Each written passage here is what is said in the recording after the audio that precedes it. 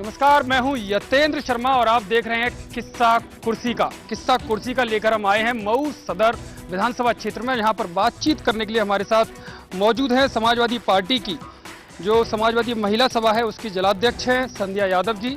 उनके साथ में बैठे हैं मऊ के सांसद बीजेपी से हरिनारायण राजभर जी, बीएसपी के प्रत्याशी मनोज राय जी, सपा के जिलाध्यक्ष धर्म प्रकाश यादव जी और यहाँ के पूर्व चेयरमैन अरशद जमाल जी।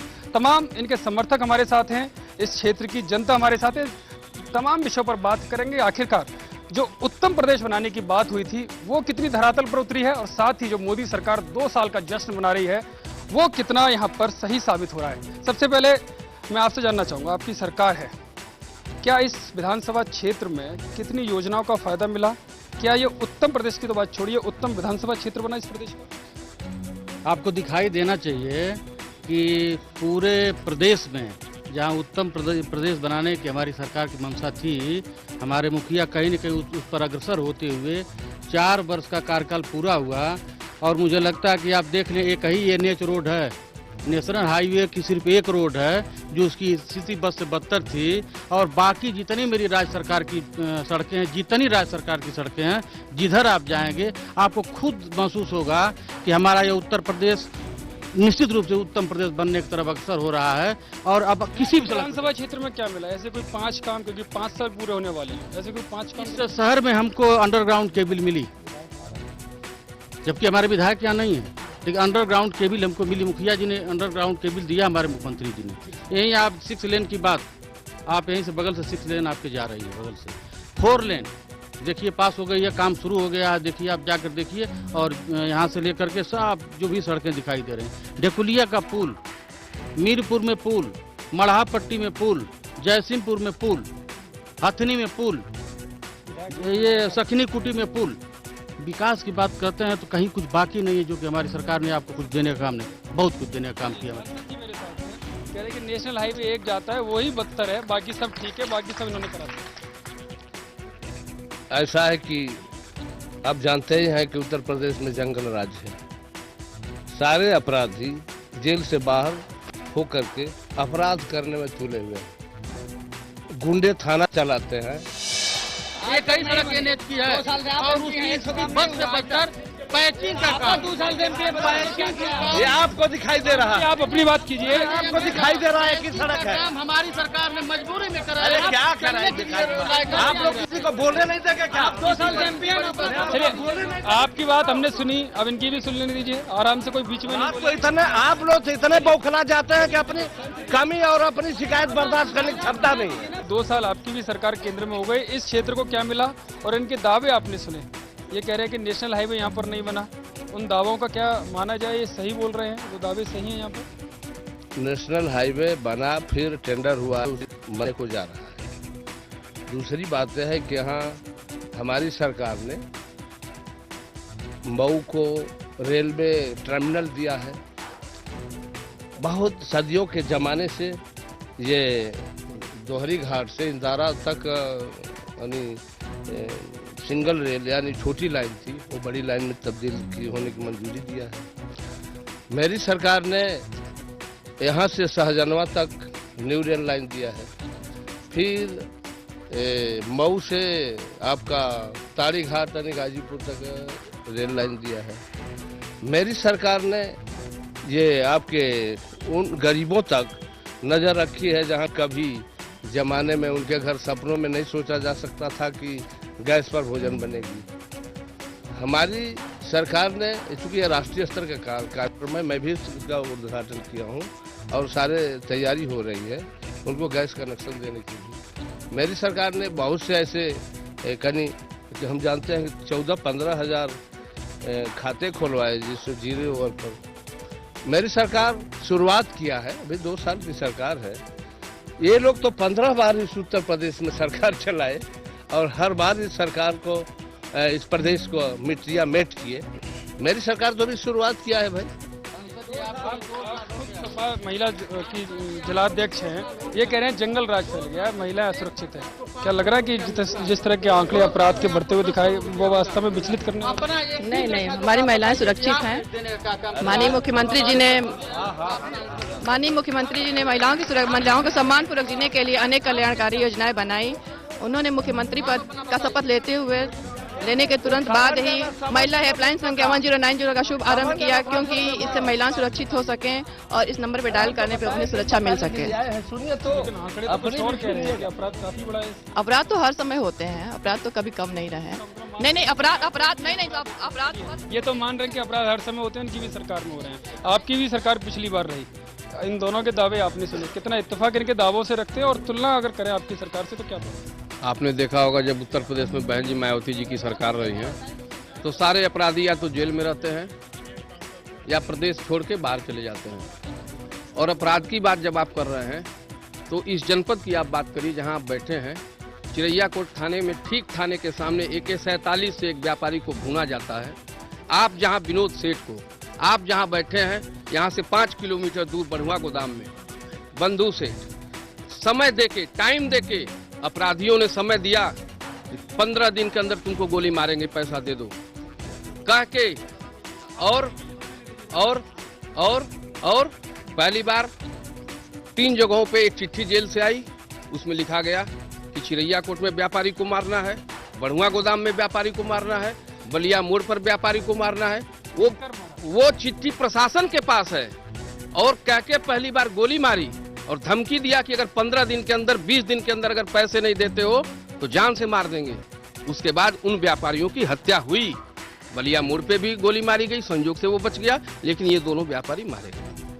आज मऊ का व्यापारी मऊ से चल के मधुबन तक जाता है, मऊ से चल के चिरैयाकोट तक जाता है, मऊ से चल के मोहम्मदाबाद जाता है, मऊ से चल के रतनपुरा जाता है, दोहरी घाट जाता है। शाम को वह व्यापारी मऊ लौटेगा कि नहीं लौटेगा इसकी कोई गारंटी नहीं है।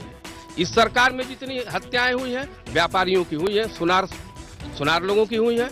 आप देख रहे हैं पूरे प्रदेश की स्थिति, व्यापार अपराध की यह स्थिति है।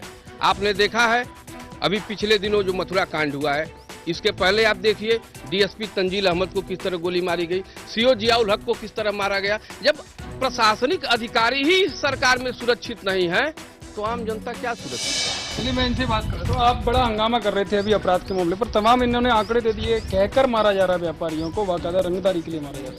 अभी इन्होंने मथुरा की बात की है, भूल गए कि रोहतक तो मऊ की भी बात कर रहे हैं, बलिया की भी बात कर रहे हैं। नहीं, मऊ की भी बात कर रहे हैं, बलिया की भी बात कर रहे हैं। और 4 साल से हमारी हुकूमत चल रही है और 4 साल में जो 1-2 घटनाएं हुई हैं, नहीं, जो 4 साल में 1-2 घटनाएं तो नहीं, घटनाएं तो मैं आपको गिना दूंगा। नहीं, आप गलत बोल रहे हो, 1-2 घटनाएं हुई है। पहले तो आप आंकड़े सही करिए, या तो आपके पास आंकड़े नहीं है या आप मानने को तैयार नहीं है। जो मऊ की बात की है तो मऊ में 2 ही आंकड़े इन्होंने दिए हैं और दोनों आंकड़ों में मुलजिम पकड़ के जा चुके हैं और सब जेल जा चुके हैं।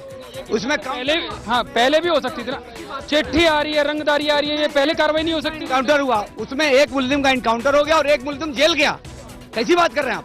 2 घटनाएं इन्होंने बताई, दोनों में एक मुलजिम का इनकाउंटर हो चुका है और एक मुलजिम जेल में बंद है। कोई 4 साल में इनको 2 ही घटना मिली है। जो जान बचाई जा सकती थी वो क्यों नहीं बचाई गई? मायावती के जमाने में इस प्रकार की दसियों घटनाएं हुई, उसकी भी बात करेंगे। 4 साल के बीच में इतने बड़े जनपद में अगर 2 घटनाएं हुई और दोनों घटनाओं को सरकार ने और यहाँ के अधिकारियों ने चेक आउट किया, एक इनकाउंटर हुआ। ये 2 घटनाएं तत्काल हुई हैं।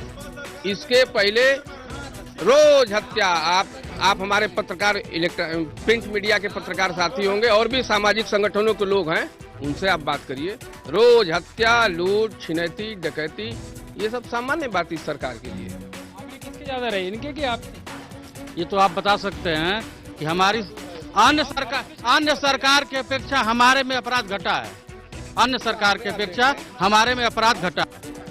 हमारा उत्तर प्रदेश बहुत बड़ा प्रदेश है, बहुत बड़ा प्रदेश होते हुए हर जगह का आंकड़ा देख लीजिए, अन्य प्रदेशों का आंकड़ा देख लीजिए, अन्य सरकारों का आंकड़ा देख लीजिए, तो हमारा आंकड़ा, हमारा ये परसेंटेज घटा है अपराध के मुद्दे पर भी बात। आंकड़े अपराध के तो ये कम बता रहे हैं, क्या विकास के आंकड़े भी कहीं हैं यहाँ पर? अरे भाई साहब तो बताए ही, जो बसपा के हमारे प्रत्याशी हैं आपने तो देखा ही। सपा जो है अपराध के में विकास किया और भाजपा जो है दरअसल विकास किया है।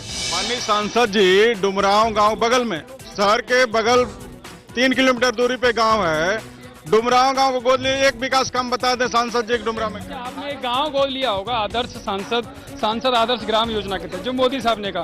कौन से ऐसे काम आपने कराए उस गांव में जो सच में 2 साल में उसको माना जाए कि आदर्श गांव बना? ऐसा है कि हमने जिस गांव को गोद लिया है उसमें आवश्यक विकास हुआ है और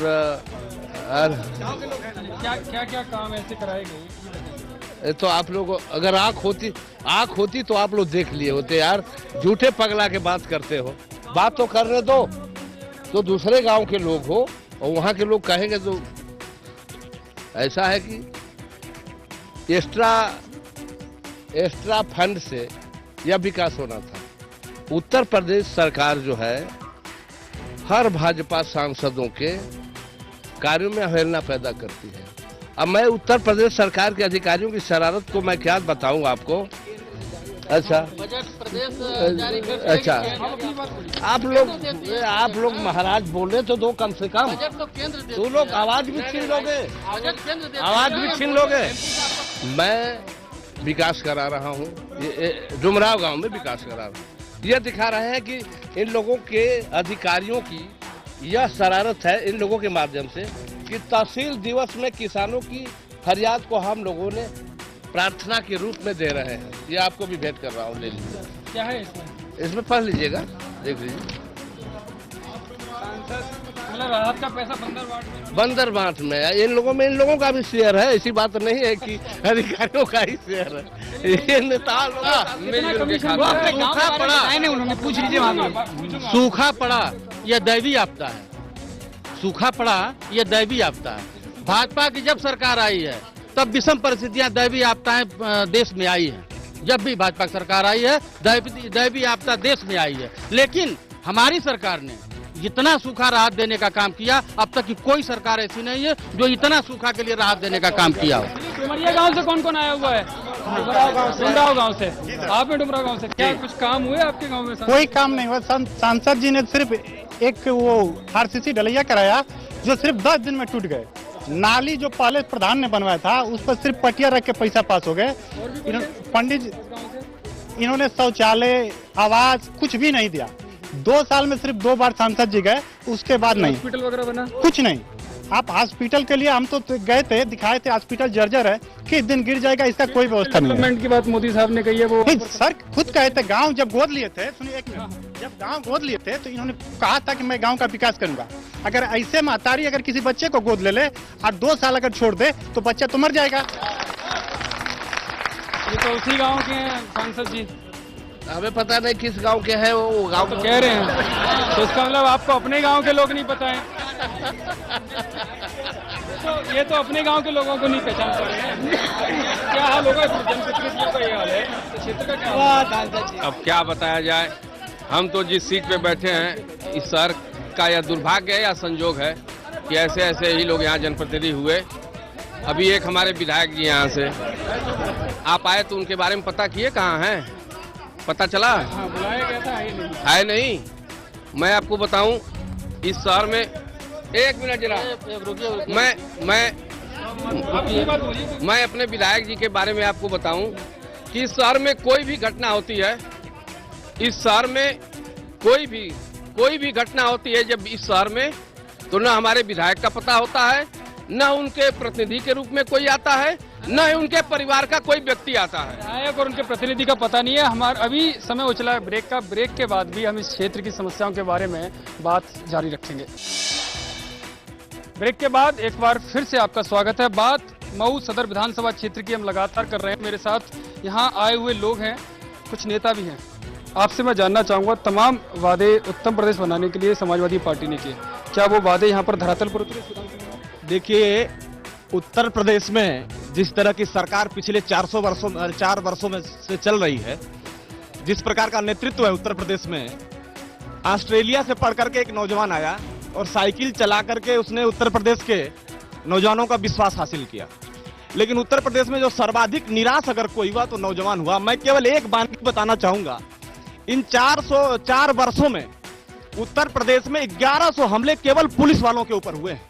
उसमें सीओ जियाउल हक से ले लीजिए, बरेली में मनोज मिश्रा से ले लीजिए और अभी ताजा संतोष यादव और मुकुल द्विवेदी तक कुल 1100 हमले हुए हैं। उत्तर प्रदेश की कानून व्यवस्था एकदम बुरी तरह से ध्वस्त है और जहां कानून का राज नहीं है वहां विकास की बात करना तो बेईमानी है।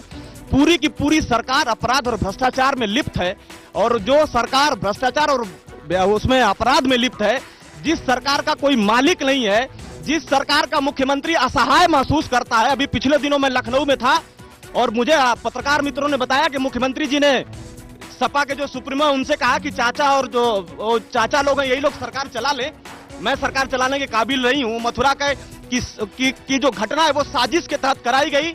जमीनों पर कब्जा करने का काम पूरे उत्तर प्रदेश में चल रहा है। गुंडई और भ्रष्टाचार चरम पर है। उस सरकार से विकास की बात नहीं की जा सकती है। भ्रष्टाचार और लूट को छोड़कर विधानसभा क्षेत्र को कुछ मिला है सरकार के होने से फायदा यहाँ पर? इस सरकार में मऊ जनपद के सदर विधानसभा क्षेत्र को विकास के नाम पर कुछ भी नहीं मिला है। यहाँ के विधायक बतौर विधायक पिछले 10 वर्षों से जेल के अंदर हैं, जनता से दूर है। विधानसभा में इस क्षेत्र का आवाज उठाने वाला कोई नहीं है। यह पूरा का पूरा विधानसभा एक माफिया के गिरफ्त में है, अपराधी के गिरफ्त में है और सरकार भी अपने आंख मूंदे हुए है। ये दोनों से मेरी बात हुई, आरोप लगा रहे हैं कि पूरा 1100 का आंकड़ा है जो अधिकारियों के ऊपर, पुलिस के ऊपर हमला हुआ है। लिखित में जिन जनप्रतिनिधि की बात किए हैं, जिन जनप्रतिनिधि की बात की है, मुझे लगता है कि 10 वर्ष नहीं 15 वर्षों से जेलों में होंगे। 10 वर्ष नहीं हुआ होगा, मुझे लगता है कि 15 वर्ष हुआ होगा। यह विधानसभा जो है इसके जनप्रतिनिधि इतना दिनों से जेलों में हैं। जनता की समस्या को क्या सुनेंगे, क्या देखेंगे, क्या जानेंगे? वो तो मेरे सरकार, हमारे मुखिया, हमारे जो यहाँ कार्यकर्ता हैं वो है अपने बल पर यह विकास का काम कराते हैं और तमाम विकास। कितना विकास इस क्षेत्र में हुआ है? हमारे सदर विधानसभा में जब से उत्तर प्रदेश में माननीय युवा मुख्यमंत्री अखिलेश जी की सरकार बनी है, लगातार विकास हो रहा है। उत्तर प्रदेश मऊ जैसे छोटे जनपद में जहाँ तक कि हम लोग देखते हैं अभी बनारस और बड़े बड़े सिटियों में अंडरग्राउंड केबल नहीं है।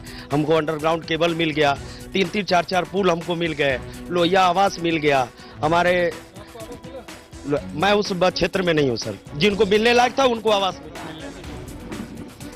इस जिले को कमिश्नरी बनना था, आजमगढ़ चली गई। इस जिले में कृषि विश्वविद्यालय खोलना था, आजमगढ़ चला गया। बिजली यहाँ 6 घंटा गांव में नहीं मिलती है, आजमगढ़ 20 घंटा मिलती है। इस जिले में आप नहीं सही बताओ, सुनिए, टर्मिनल बनना था, वो पहले आजमगढ़ चला गया। और भ्रष्टाचार पर कह रहा हूँ आपसे, सूखा राहत का पैसा केंद्र सरकार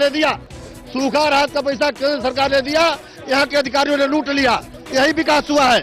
और लोहिया आवास जो है, लोहिया आवास बिना पैसा का नहीं मिलता है। सूखा राहत के पैसे की बात कर रहे हैं। सरकार ने डिमांड कई बार किया, नहीं दिया। जब कोर्ट ने आदेश किया तब वो पैसा आया, मजबूरी में दिया। और जहाँ तक अपराध, तो और यहाँ 14 घंटा लाइट नहीं मिल रही है। 14 घंटा मिल रही है, उन्हीं के गांव के बगल का मैं हूँ। 14 घंटा मिलती है, 7 बजे सुबह आती है, 3 बजे कटती है। वही सुनिए, लाइट आती है। हम जो कम्युनिटी सेंटर है, मैं बताना चाहूंगा, सुनिए, नगर पालिका अध्यक्ष भी जो है इसी मऊ के रहने वाले हैं और ईओ भी एक प्रभावी मंत्री के बेटे हैं। इस कम्युनिटी सेंटर का जनरेटर चेक कराइए, 6 महीने से खराब है। ईओ से बात करने पर उन्होंने कहा कि इसका टेंडर ही नहीं हुआ है, नहीं चलता है। अभी ये लोग बात कर रहे थे लोकतंत्र की, तो सबसे पहले तो यहाँ देखा जा रहा है कि लोकतंत्र नाम का कोई चीज नहीं रह गया है। कोई स्वतंत्रता पूर्वक अपनी बात को कह नहीं सकता। जब अपनी बात को हम नहीं कह सकते तो ये भारत इतना बड़ा देश है जहाँ संविधान है जी, दबा रहे हैं। आप भाजपा के लोग भी दबा रहे हैं, सपा के लोग इकट्ठा बोल दे रहे हैं। कोई अपनी बात कहना चाह रहे तो कम से कम उसको सुनना चाहिए। हाँ, कम से कम अपनी बात को, आदमी को रखने की अभिव्यक्ति स्वतंत्रता होनी चाहिए, लेकिन ऐसा कुछ नहीं है। जहाँ तक रहा विकास की बात, मुख्यमंत्री जी दिया। जहाँ तक विकास की बात रही तो बिजली के क्षेत्र में तो बिल्कुल हम लोग नाकामी की स्थिति में हैं। हम लोग देहात से आते हैं, देहात में मुश्किल से रात में जब सोने जाते हैं 10 बजे 1 घंटे बिजली आती है, इसके बाद बिजली गायब हो जाती है। फिर कब बिजली आती है हम लोग को पता नहीं चलता है। 24 घंटे में 8 घंटे या 9 घंटे बिजली मिल जाए बहुत बड़ी चीज है। जबकि और जबकि किसानों की सबसे बड़ी समस्या बिजली है। बिजली अगर रहेगी तो उनकी खेती होगी। आदरणीय सांसद जी बैठे हुए, मैंने एक सवाल रखा था आपसे। एक इंदारा राजवाहा है, मऊ का पानी बलिया में चला जाता है, लेकिन मऊ के लोग पानी के लिए तरस जाते हैं। तो राज्य सरकार करेगी नहीं, दोनों लोगों से निवेदन किया गया था। लाइट आ रही है इस इलाके में, पानी मिल रहा है। हमारे ये 4 वर्ष से जो सपा सरकार चल रही है, इसका विकास जो है सिर्फ कागज पर दिखाई दे रहा है। क्षेत्र में कहीं विकास के नाम पर कोई कार्य नहीं दिखाई दे रहा है। लोहिया का नाम ले रहे हैं, लोहिया के नाम पर जो है एक ढोंग है। वहाँ पहले के लोहिया के अगली साल में भी लोहिया के नाम पर ढोंग देखा गया। लोग वहाँ के जो पात्र व्यक्ति हैं उनको कोई आवास नहीं मिला उस तरफ से। कागजी कार्रवाई हो रही है सपा सरकार में। हमारी तरफ से गोपाल जी आ गए हैं, कांग्रेस की तरफ से। आपने तमाम लोगों की बातें सुनी होंगी। क्या लग रहा है, लाइट, पानी, सड़क या जो फसल की बात है किसानों की, वो जो बुनियादी सुविधा है वो पूरी हो पा रही है सरकार में? यह जो मऊ जनपद है, पहले आप इसके इतिहास पे आवें। आप जिस जगह पे खड़े हैं, यह शुद्ध ऊसर यहाँ से रेह बटोर करके बोरे में एक आना, एक बोरी रेह यहाँ से बिकती थी। और ये जितने ही मदारी लोग बैठे हुए हैं, सिर्फ मदारी करने आए हैं। यह विकास के नाम पे छलावा होता है। यहाँ का नौजवान विकास की वो अधूरी देखा है। यहाँ जिस धूल पे आप बैठे हैं, यहाँ एक बोरी, बताया आपसे ना कि रेह एक आने बोरी बिकती थी। जब यहाँ कल्पनाथ राय और कांग्रेस का शासन चलता था, तो सिर्फ विकास की विकास होती थी। और भारतीय जनता पार्टी और अन्य लोग क्या बोलेंगे, जब मऊ का विकास लिखा जा रहा था 1989 में, जब यहाँ ओवर ब्रिजों का जाल और इन बड़े बड़े मोहल्ला टेलीगांव का जाल बिछा जा रहा था, उसमें भारतीय जनता पार्टी के मुखिया एक थे जिनका नाम लाल कृष्ण आडवाणी। उन्होंने सदन में खड़ा होकर बोला कि मुझे तो समझ में नहीं आता कि मऊ में देश है कि देश में मऊ है। जिसके मुखिया का इतना जलन मुझसे होगा, वो जब उसके हाथ में सरकार होगी तो मेरा विकास तो संभव ही नहीं है। आइए फेज नंबर 2 पे बात हो जाए। इस समय सरकार चल रही है उत्तर प्रदेश में माननीय मुलायम सिंह यादव जी की। यहाँ का भौगोलिक स्ट्रक्चर, यहाँ का सारा सिस्टम, यह जो आप यहाँ का नक्शा ही बदल दिया गया। बलिया का आदमी अगर अपने कमिश्नरी में जाना चाहता है तो उसे लगता है लखनऊ चला जाना आसान, लेकिन कमिश्नरी जाना आसान नहीं। और जिस मॉडल सिटी की बात करते हैं माननीय मोदी जी, मॉडल गांव बना दिया स्वर्गीय कल्पनाथ राय ने इस मऊ को। जिस दिन विकास पे ईमानदारी से जनता में वोट होने लगेगा। कांग्रेस कहाँ है, लेकिन कांग्रेस तो मऊ में रही। जब हर जगह कांग्रेस है साहब, कांग्रेस मीडिया में नहीं है साहब। कांग्रेस मीडिया में नहीं आप मीडिया में कांग्रेस जर्रे जर्रे में, आप मीडिया में बोल रहे हो अभी भी। क्या तमाम तरह के आरोप लगा रहे हैं? कल्पनाथ राय ने किया, कांग्रेस के नहीं, समाजवादी पार्टी तो विकास कर रही है। तो तमाम लोग कह रहे हैं कि बिजली नहीं आ रही, 8-9 घंटे बिजली आ रही है, किसानों को मुआवजा नहीं मिल रहा है, सूखाग्रस्त होने का बंदरवांट चल रही है। आपको खुद अनुभव होगा कि बिजली कितनी मिल रही है। इस समय बिजली बहुत ही अच्छी मिल रही है हमारी समाजवादी पार्टी सरकार। अरे बोलने वाले तो बोलते ही हैं, लेकिन पहले तो बोलने वाले पहले तो काफी सुधार है बिजली में। आपके ऊपर भी सांसद जी आरोप लग रहे हैं कि जो क्षेत्र में विकास है, आप लोग मिलजुल के काम नहीं कर रहे हो, जिसका खामियाजा जनता को। क्षेत्र में विकास का जो काम होना चाहिए, आप केंद्र की और राज्य सरकार की लड़ाई में जनता भी नहीं, ऐसी बात नहीं। हम लोग तो कर ही रहे हैं। अपने जो संसाधन है, जो सांसद ने दिया है, चाहे सरकारी केंद्रीय बजट है, अब रेल का बजट आया है, अब रेल का काम हमारे यहाँ होने जा रहा है। और भी नहीं, सड़कें भी जो है बना है, उसके बाद टेंडर हुआ है, फिर दोबारा बनेगा। विधायकों को 100 मशीन जो बची है तो अपने लोगों को दे रहा है। जैसे हम लोगों को जो MLC है, सब लोगों को मशीन लगवाया जा रहा है। पानी अब एक क्या मैं क्यों जाऊं मिलने के लिए? मैं समझ नहीं, जो यहाँ का विधायक है वो खुद जेल में है आज 15 वर्ष। इस तमाम लोगों की बातें हमने सुनी, जनप्रतिनिधियों ने दावे किए। हालांकि जनता उस दावों को नकार रही है कि सच में जो धरातल पर चीजें उतरनी चाहिए वो कहीं नहीं मिल रही है, केवल कागजी कार्रवाई है। फिलहाल किस्सा कुर्सी में इतना ही। हमारा आगे भी ये सिलसिला जारी रहेगा। कैमरामैन वीरेंद्र मौर्य के साथ यतेंद्र शर्मा, इंडिया न्यूज मऊ।